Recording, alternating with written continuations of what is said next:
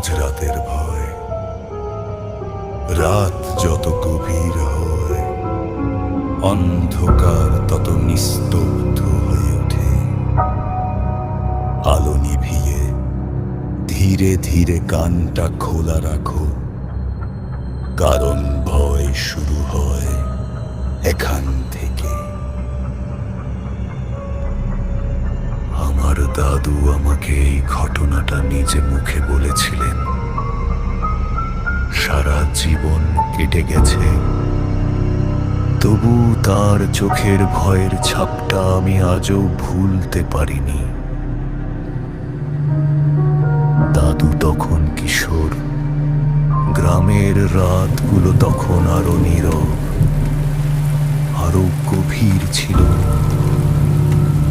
সেই রকম এক অন্ধকার বৃষ্টির রাতে দাদু আর তাঁর এক বন্ধু ঠিক করেছিল, পাশের বাড়ির আম গাছ থেকে কয়েকটা আম তুলে আনা যাবে। হালকা বৃষ্টি পড়ছিল, বাতাসে ভেজা মাটির গন্ধ, চারদিক নিস্তব্ধ। দাদুরা গাছের নিচে গিয়ে লম্বা বাঁশটা তুলে নিল।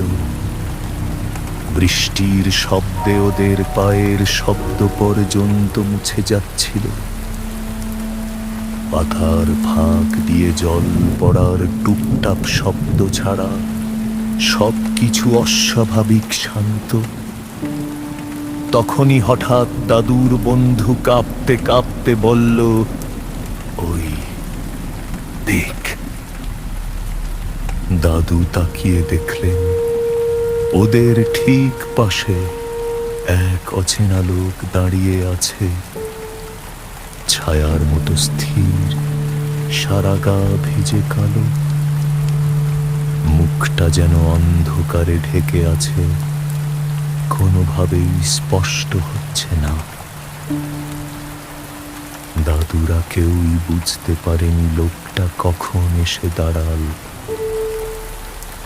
দাদু ভাবলেন হয়তো পাশের বাড়ির লোক, কিন্তু পরের মুহূর্তেই তার বুক কেঁপে উঠল। দাদুরা বাঁশ দিয়ে আম তুলছে, আর সেই লোকটা ধীরে, খুব ধীরে নিজের হাতটা গাছের দিকে বাড়াতে শুরু করলো। দাদু লক্ষ্য করলেন ওর হাতটা কোনো মানুষের হাতের মতো নয়, অস্বাভাবিক লম্বা, পাতলা, যেন হাড়গুলো টেনে লম্বা করে দেওয়া হয়েছে। হাত বাড়ানোর সঙ্গে সঙ্গে একটা খসখসে শব্দ হচ্ছিল, যেন ভিজে কাঠ মোচড়ানো হচ্ছে। লোকটা বাঁশ ছাড়াই নিজের সেই অস্বাভাবিক হাত দিয়ে এক এক করে আম তুলছিল।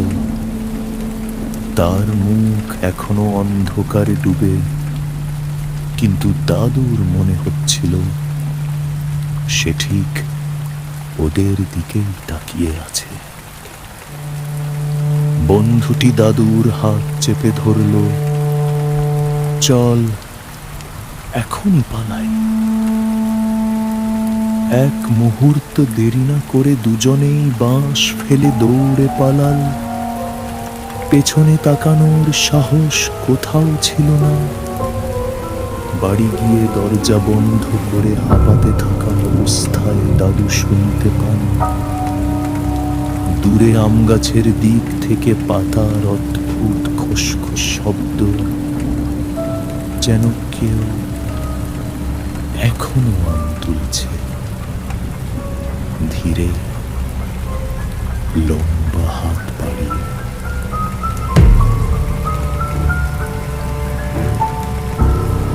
দাদু এখনো বলেন, সেদিন গাছের নিচে যে দাঁড়িয়েছিল সে সত্যিই মানুষ ছিল,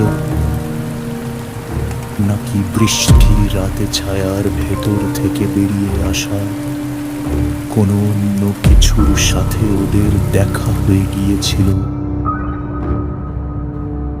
এই প্রশ্নের উত্তর তিনি কোনোদিন পাননি, আর সেই রাতের কথা বললেই আজও তার গলা কেঁপে উঠল।